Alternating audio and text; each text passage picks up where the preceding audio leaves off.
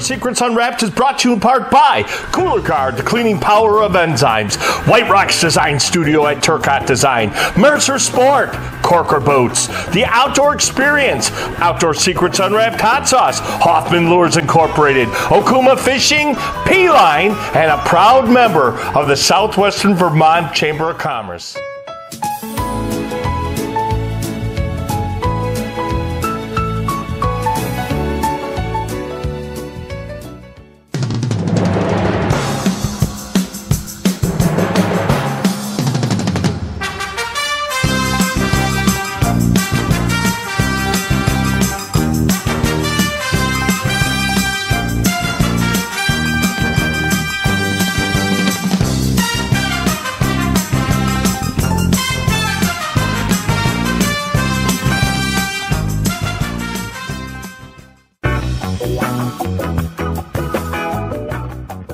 Welcome back to Outdoor Secrets Unwrapped. I'm your host, Chris Bates, and boy, what a time I'm having out here at Trail Fest in Bennington, Vermont.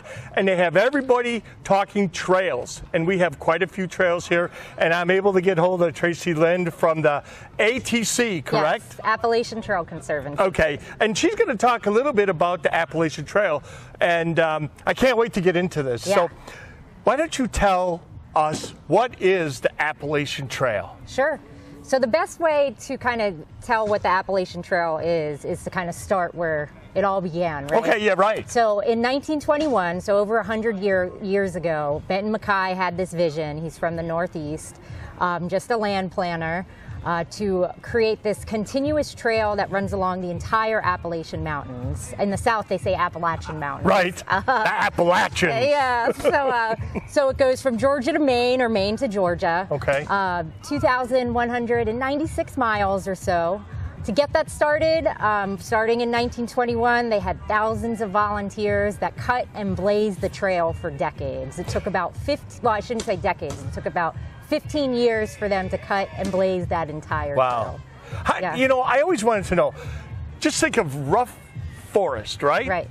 And they say, I think we're going to blaze a trail. Right. How do they know how to cut that? Well, I think it helps that he was a land planner. Oh, I see. But the main thing is looking at the environment and what's the most logical route, which is a theory we use today. But then also when you think about those times, I mean, we're talking about the 30s, you have the most, like, just not very technical tools. Yeah, I get it. Done by hand. Machetes. Can you see them out there? Exactly. Just with machetes. Little hatchets. Right. So then it took decades, though, later to actually establish the corridor. Okay. So those folks created the trail, but all that land around it, that was only through private land. So it took decades to establish kind of this corridor area of protected land.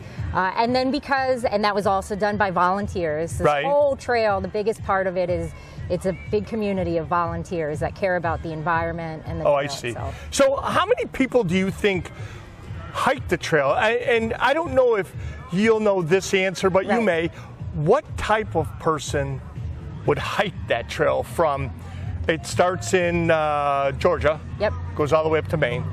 What kind of person, though, would really take the time to hike from Georgia to Maine? What kind of person does that? So just guessing by folks that I am fortunate to talk to, all sorts of people, right? Okay. I think the common misconception might be that everyone are these skilled hikers that have been doing it for their whole lives. But you have folks that it might be their first time truly getting into some sort of long distance hike, or I see. And are using this yeah, to just get in touch with nature or kind of find themselves. But the range of experience, it's incredible when you hear about it. Right. Yeah. Now, is there things on the trail for people? Are there shelters? Are there trail markers? How does that all that work? Yeah, so the trail marker that's notorious for the AT is the white blaze. Okay. So as long as you see the white blaze, you're on the AT. You just have to remember, am I going north? Am I going south? Right. There are campsites, designated campsites that we ask people to use, and that's to protect the resources. Okay. Right? So we want people to stay in kind of the same areas. And we have tent pads, which are gravel areas that we've created. Right. We have elevated tent platforms, which are wood platforms. Okay. But then we have shelters. Okay. We just actually replaced 2 shelters in Connecticut this year, actually. And those projects are funded by either the National Park Service, Green Mountain National Forest, Green Mountain Club, and everyone has input into what their design is like, their location, things like that. So your organization, what do you guys do now? Sure. So we are the main partner of the National Park Service. Appalachian Trail Conservancy works hand in hand. We help get funding from the Park Service for these projects. We help facilitate the projects, as in talking with the different agencies and volunteers to kind of hand out the money and make sure the projects are done correctly. And then we have boots on the ground. We have volunteer teams that go out, paid crews that go out, that actually do the work in different And they ways. keep the trails clean and open. And but how do you guys figure that out? Like, does somebody come by and say, hey, by the way, you might want to check the trail from Bennington to, I don't know, wherever it goes? So one of the major sources are volunteers. And I can't stress enough how important the volunteers are to this whole trail community. We have, I say that they're the eyes, ears, and boots on the ground all the time. I'll get reports from folks saying I was on this section, we've had a washout because of the flooding. I see. Or we found that this shelter is kind of dilapidated now, things like that. Okay, and I see that you have a booth over here and you're handing out all kinds of information for the people that come and want to know more about it. What kind of information do you guys hand out then for people? Because if I'm a first timer and I'm like, who do I go talk to? Right, yeah. Right? I'm coming to see you. So you're going to hand me what? So I'll hand you the AT Journeys, which is our publication that we give out to members, but then we bring to events like this. Okay. AT Journeys is a magazine. It has information on the trail itself. It also has all the information as far as our websites and where we post alerts and our email list. So alerts. Real quickly before we run out of time, I could talk to you for 2 hours, but alerts, cell service, is it available on top of the mountain for alerts that, there's an alert that we want to let everybody know about? Yeah, so not all the time. Okay. Yeah, so ideally what we do, especially for through hikers, is we have an email listserv, and we rely on folks to look at the emails. Yep. All right, well, thank you so much for spending some time with me today, and I'll make sure I get over there. All right, thanks, Chris. Okay, all right, folks, hang tight. We'll be back with more right after this with more from Trail Fest in Bennington, Vermont.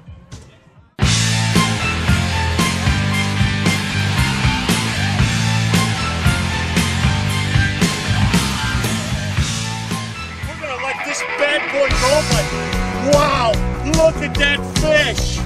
Oh my God, that's a monster. Wow.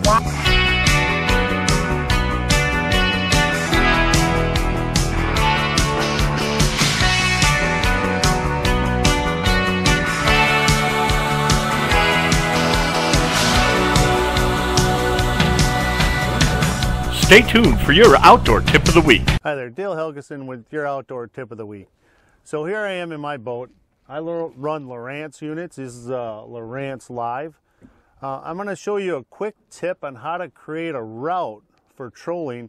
And mine is synced to my Lowrance Ghost trolling motor, so I can actually take and run a route and pick the speed of that route, so I don't have to steer the boat. The electric motor will actually steer the boat to the route.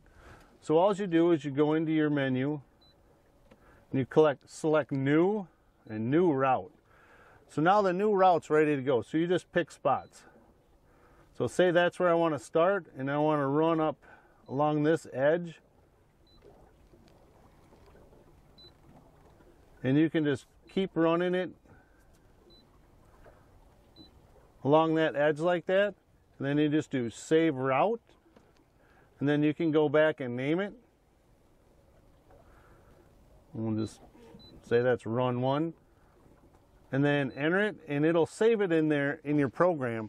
So whenever you want to hit it, you just select that, select the route, there's run 1, click on it, and you can say start or show, and it'll show you the route, or you can hit start and you can say ascending or descending or forward or reverse. So it'll start at whatever waypoint you put in first, it'll start there if you go forward, and the opposite for reverse. And then once you have it in there, you can go in here and you can select whatever speed you want to run. Right now we're running 1.7 miles an hour as we're trolling some crankbaits. So you can just select whatever speed you want, hit OK, and you will follow that route at that speed, and it will steer you. Even if you do some sharp corners, it'll actually follow it. So that is your tip.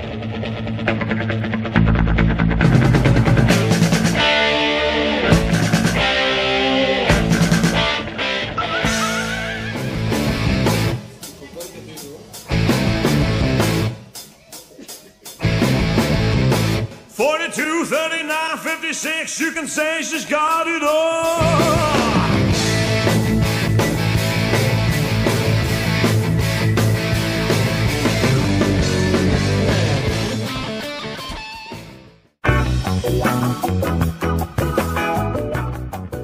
Welcome back to Outdoor Secrets Unwrapped. I'm your host, Chris Bates, and boy, what a time I'm having here at Trail Fest in Bennington, Vermont. And we just got done talking with Tracy Lynn from the ATC, which was very, very interesting. And now, Jonah Spivak. Jonah, thank you very much for stopping by and talking with us about Trail Fest. I got to ask, what is Trail Fest? So Trail Fest is a second annual event that we're having here in Bennington, Vermont. And the reason we're having it is because Bennington was designated an Appalachian Trail community back in 2019, just before COVID hit. And in fact, our actual designation ceremony happened remotely, as so many things did as part of the response to COVID. Right. And part of our charge by being an Appalachian Trail community is that we have an event each year to both promote the trail in two ways. We want to promote it to the locals so they understand and appreciate this resource that we have right in our backyards. Right. And we also want to invite hikers to come to Bennington to appreciate what we have here and to welcome them. They're actually an economic driver for the town, and it also sort of helps people understand that Bennington is an outdoor recreation destination. So being one of only 3 designated Appalachian Trail communities in Vermont was very important to us. So when I was writing for the Bennington Banner, I would write outdoor articles every week for, I don't know, a couple years I was doing that. And I wrote an article about how Bennington could be a outdoor hub for hiking, for fishing, for hunting, for everything. I remember. And everybody kind of shrugged their shoulders and went, not really. This is just Bennington. And I was like, huh? I scratched my head. I'm like, huh? And I've been here now going on 11 years, and I have been doing quite well in the outdoors. And I'm glad to see that we have a Trail Fest. And so brings my next topic is, I live next to the White Rocks Trailhead over there on North Branch Street, which I believe it's one of 3 trailheads in the country that's in a town, not outside of the thing. So, how do we, as a town, get people to recognize Bennington as a hiking community? How do we do that? Yeah, well, it's interesting that you say that, because I've quoted something else that you've said numerous times, and what you said was that that Bennington is one of the best trout fishing areas, right, especially for brook trout, in the country. Right. And being a longtime trout fisherman, right, in fact, one of the first things I did as a kid here was trout fishing literally in my backyard. So we have an amazing backyard here. So part of it is just bringing awareness. And I do think that while some people have always understood this, you're right. A lot of people in town don't really appreciate what they have in their backyard. And one of the things that we are really interested in doing as part of being an AT community is educate our youth, our kids about what's available. Get them away from their screens, get them outdoors. This is our next generations of stewards for the trail and for the outdoors. So we continue to market the reality that Bennington is a outdoor recreation mecca. Right, it is. So, it absolutely is. And to bring awareness is, I think it's a town issue, not so much just individual organizations that say, oh, I think we're going to promote this. I think everybody needs to be in on this. Yeah. And to have a trail fest and to have hikers come into town and go, I want to go to Bennington to see the monument, or I want to go there to see Old First Church Cemetery, or Battle Days, or whatever it is. Well, and I love that you say that. And for the people that are coming for day hiking, I'm sure that will be really compelling. Come here, go for a hike, do all these, see the history, enjoy the museums. But I dare say for the thru hikers, they're probably not doing that, but they are very excited about our numerous craft beer restaurants, our distillery. So that's probably a bigger draw for the thru hikers. I have a hard time imagining them getting to the museum just because they're on usually tight schedules. But absolutely, it's a great place for thru hikers, but also for those casual day hikers who want to have that experience. So, you know, we see people in the parking lot up there at the White Rocks from all over, Rhode Island, Connecticut, New York State, Vermont, New Hampshire, just all over. So where does the town come in to help with this kind of thing? How does the town work it? Well, the town, we do have a website called Vermont Begins Here. Okay. And one of our primary focuses is always outdoor recreation. We do a monthly newsletter really geared towards people that are coming to Bennington that talks about the outdoor recreational opportunities. Also on that site, you can find a lot of information about where you can literally go for that day hike, or for a paddle, or to do some fishing. Right. What is the website? Vermont Begins Here. .com? That's correct. Okay. Yep. VermontBeginsHere.com. Okay. Exactly. And then, so when we get hikers down here, there's plenty of things for them to do. Where do they take a shower? So the Recreation Center gives showers for just a couple of bucks. Yep. They want me over there as well, so you're a popular guy. Right, I know. We only got another minute or so. Okay, so I'll scamper over there. But in closing, please, Trail Fest. Yeah. Is it going to be an annual thing? This is our second annual. We had about 200 community members and about 60 thru hikers. Wow. We're hoping to see something similar for this year and continue to grow it as time goes on. Amazing. All right, well, I will let you go. Thank you. And sit tight for 1 second, okay? Okay. All right, folks, we're going to be back with more right after this from Trail Fest.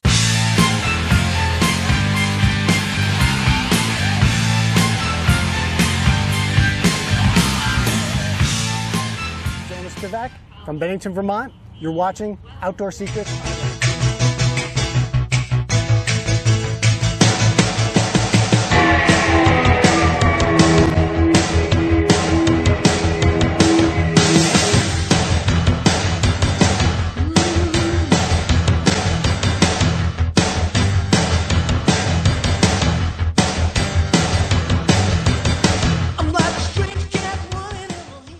Outdoor Secrets Unwrapped in the Kitchen is brought to you in part by Mercer Sport.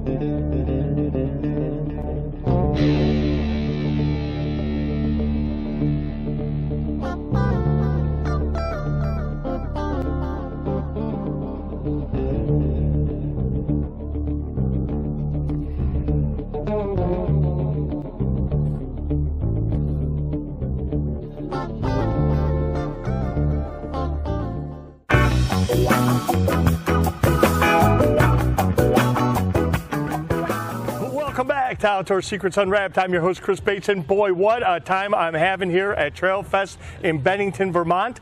And, you know, we've talked all kinds of stuff today, and we have Billy and Ann from the Green Mountain Club, and this club is pretty instrumental in our trail system. And I'm going to let you guys kind of take it away from there. Whoever wants to go first. What does the Green Mountain Club do? Well, the Green Mountain Club is a very big organization, and we're part of the Bennington section. Okay. So we take care of the local trails in the area and the long trail, which coincides with the Appalachian Trail from the border of Massachusetts up through Glastonbury. Glastonbury, yep. That's our section to take care of. Okay. And so you can tell what taking care of it means. Yeah, what does that mean? Mother Nature provides us an opportunity for doing work. We work really hard at making sure that it's safe, that you don't get brush in your eyes or you get stuff on your legs. When trees fall down, we have to remove them. If they're big trees, we have to saw them in the wilderness without using a chainsaw. We're only allowed to use hand saws. Yeah. We've got hobble bush, which are little bushes that grow without our permission, and they try to trip you up. Right. So, and Billy loves to play in the water, and so he likes to make water bars, which diverts the water off of the trail. So and here I thought you wanted to take off, knock down beaver dams. Yeah, we have two technical definitions. One's the tread where you walk, and one's the corridor where the tread is within. Okay. So when the tread is threatened by water erosion, then we build a diversion called a water bar, so the water will hit that and go off the trail instead of going all the way down. So how do you guys find out about problems on the trail? Do people come back down and say, hey, there's a situation, or do you have monthly trail checks? How do you do that? A little bit of both. We have designated people have designated sections of the trail that they're responsible for. Okay. And they're asked to check it every, I don't know, 3 or 4 months or so, and more if there's been a big storm or something. Yeah, we also have a real core of hikers. They just love hiking, and it doesn't matter if it's ice or snow or rain or whatever. And so that is a kind of an informal flow of information. Someone will point out, in fact, that such and such up near Nauheim Shelter on the way up, we need to do something about that. Right. So it kind of goes onto the tick list. I see. We do avoid it during the mud season, when it's starting to melt a lot. Yeah. But outside of that, it really works well. We take care of it. So the White Rocks, right? Everybody that I know comes and hikes to the White Rocks, right? Yeah. And it's really a cool overlook, and I hear all kinds of stories. It's, I think, 3.5 miles from North Branch Street up to the White Rocks. You guys, do you take care of that trail as well? Yes. And it's interesting because that trail, actually, you can do an up and over Bald Mountain. Really? So, yeah, you can go from, our trail is from the Woodford side up to the top of Bald Mountain. Okay. And then you can go down to the White Rocks and down the other side. All the things I learned on this. This is a wonderful TV show because I learned so much stuff from everybody. Yeah. The White Rocks, interesting, years and years ago, we wanted to put a sign on the main trail that says, go left over here to get to the White Rocks. Okay. However, that's a designated wilderness area, and which means minimum signs, no signs with mileage on them. It must be, everything we do there has to be used in a non-chainsaw position. Right. So you'll notice that people have been very creative, and they're building rock cairns. Rocks on top of rocks on top. So as you're going up to find White Rocks, when you see an enormous amount of rocks, that's not a mistake. Turn left. Right. To go to White Rocks. Right. Yeah. And as you go further north on that trail, especially in the winter, when the snows are there, you'll see these large cairns guiding your way across and all the way up to top of Bald Mountain. Interesting. So, going back to White Rocks, aren't we one of the very few places that have an actual trailhead? Do they call it a trailhead? The parking lot would be the trailhead in a town. I would think so. I don't think there's very many because when you're heading out toward Woodford area is another trailhead. That's where a lot of people park their vehicles and go up there. Yeah, I'm scanning in my mind we have a lot of hikes in New York and Massachusetts and Connecticut, You're right. There's very few trail heads within the town. Right. Because it's right over there. Right. Yeah. Right. So I was just really curious about how, how do you guys get the word out to people? We've been talking about that today on the show about how your organization and others that are interested in hiking, how do you guys get the word out? Okay, well. Because I have never, and I'm going to be right up front, I have never seen anything from Green Mountain Club. Never. Okay, well, first of all, I want to say that in addition to all the trail maintenance and everything that we do, we go on hikes, we go on kayaks, we do snowshoeing, we do cross-country skiing. Right. So the whole gamut. There's lots of activities for people to take part in. And they find those activities from our public meetup group. Which is linked from our website. Right. So our website, first of all, is BenningtonGMC.org. Go there. You'll find all kinds of links. One of the links takes you to our event page, which is managed by the meetup group, free to join. And all of our members of our group, I should say maybe the core members, volunteer throughout the year to take people for hikes or walks or plant visitations or birds or whatever they like to do. So you almost have to be in the know to know. Yes, except we've recently appointed an outreach coordinator in our group to start linking with all the other outdoor groups here. So on our website, we'll start cross-marketing. Okay, so before we run out of time, give the website out one more time. BenningtonGMC.org. All right, folks. We'll be back right after this with more. Outdoor Secrets Unwrapped is brought to you in part by Cooler Guard, the cleaning power of enzymes, White Rocks Design Studio at Turcotte Design, Mercer Sport, Corker Boots, The Outdoor Experience, Outdoor Secrets Unwrapped Hot Sauce, Hoffman Lures Incorporated, Okuma Fishing, P-Line, and a proud member of the Southwestern Vermont Chamber of Commerce. We'll meet you again. May God bless you. Adios. Wise men say only fools rush in. But I'm hiking and falling in love.